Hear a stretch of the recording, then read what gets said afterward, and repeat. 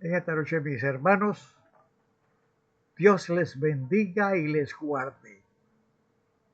Vamos a orar por la palabra del Señor. Padre, en el nombre de Jesús te damos gracias por la oportunidad que nos das de venir a glorificar tu nombre. Bendito seas, Padre amado. En el nombre de Jesús te pedimos que derrames tu gracia sobre nuestras vidas. Danos entendimiento, abre nuestra mente, abre nuestro corazón, abre nuestro entendimiento para que esta palabra que es sembrada y de sus frutos abundantes, frutos en ti, Señor. Te lo pedimos en el nombre de Jesús. Amén y amén. La palabra del Señor en esta noche está basada en el capítulo 9 de Primera de Corintios. Y vamos a leer, vamos a disertar sobre todo el capítulo a grosso modo. Y vamos a leer el versículo 16. Pues si anuncio el Evangelio no tengo por qué gloriarme, porque me es impuesta necesidad y hay de mí si no anunciar el Evangelio. Por lo cual, si lo hago de buena voluntad, recompensa tendré, pero si de mala voluntad, la comisión me ha sido encomendada. ¿Cuál es pues mi galardón? Que predicando el Evangelio presente gratuitamente el Evangelio de Cristo para no abusar de mis derechos en el Evangelio. Amén. Dios bendiga y añada bendición a su palabra. Hermanos,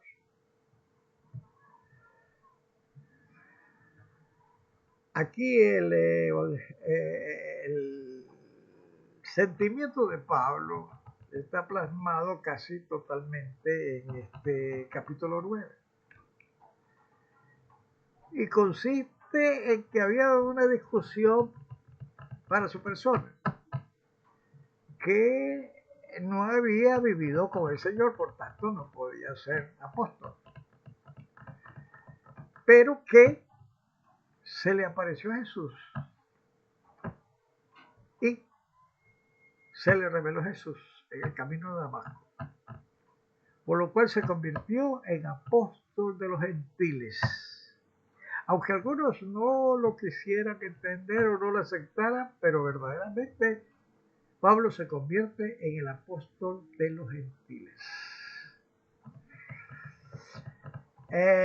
Por lo tanto, eso es casi absoluto que Pablo, siendo una persona que no conoció a Jesús personalmente, se convierte en el portador de las noticias para los gentiles. Lo importante es lo siguiente. Dice que había en Pablo una imperiosa necesidad de hablar de la buena noticia de Jesús. Y que él no tomaba gran valor en que él fuese recompensado de estipendio material, pero sí recomienda que,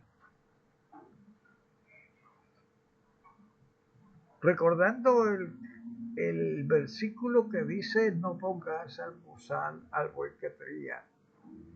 Es decir, se refería a nosotros que tenemos que vivir del Evangelio. Todo obrero que se dedica a la palabra, toda persona que se dedica a pronunciar y a disertar sobre la voluntad de Dios, tiene que vivir del Evangelio. Y aquí nosotros tenemos que trabajar de una manera material para contribuir a una comunidad de fe que nosotros visitamos.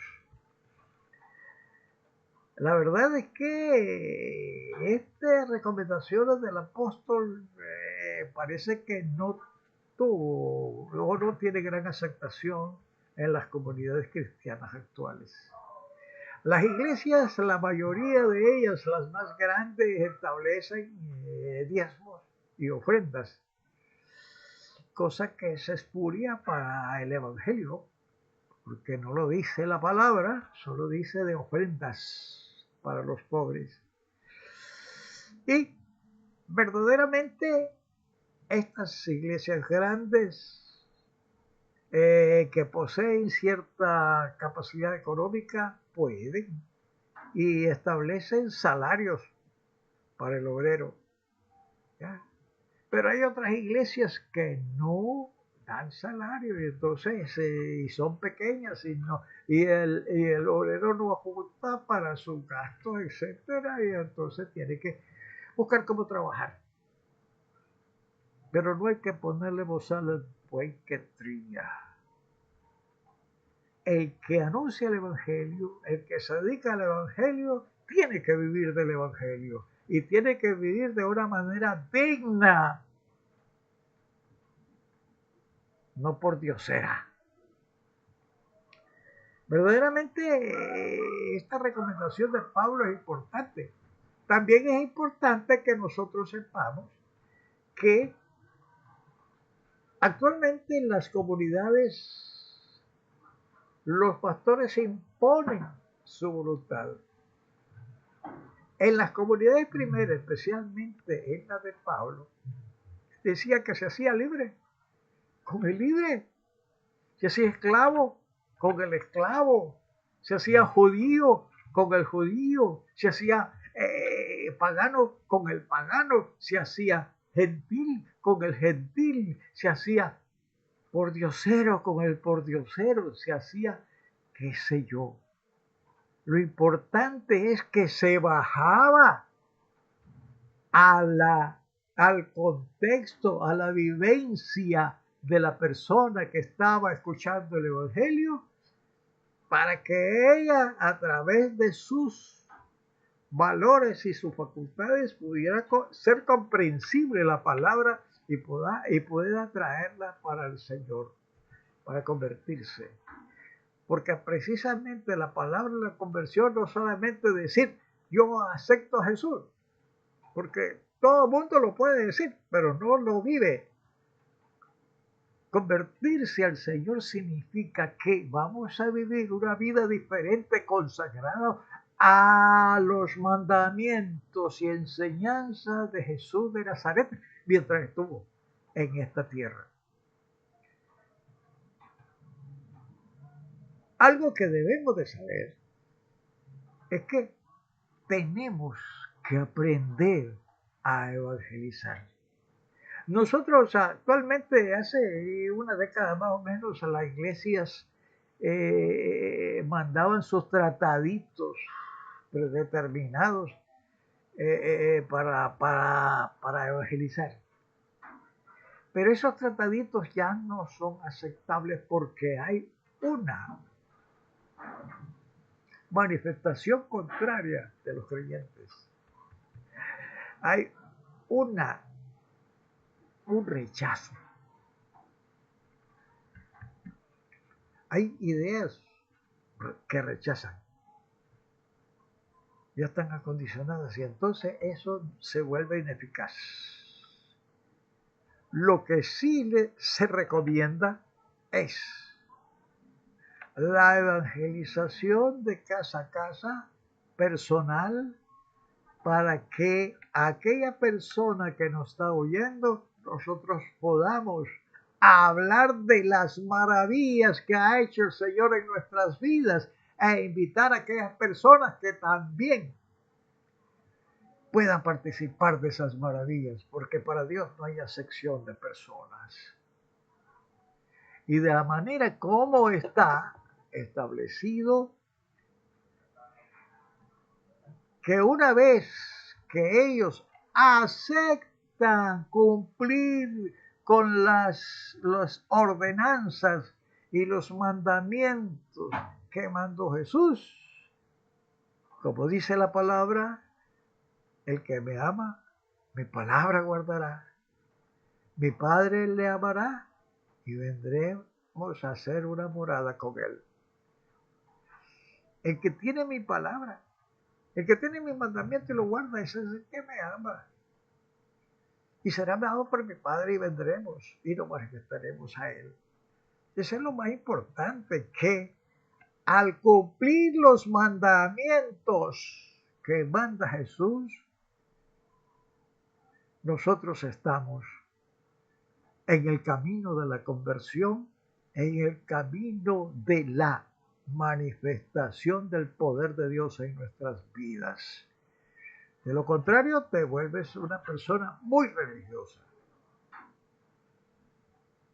Hermanos, es importante que nosotros comprendamos bien la porción que nos ha tocado disertar el día de hoy. No hay que implantar la voluntad del pastor. El pastor tiene que adaptarse a cada uno de sus miembros para que pueda ser comprensible en la palabra y pueda encarnarse en la persona. De lo contrario, va a ser en vano. Va a ser ecos que pasan y se olvidan.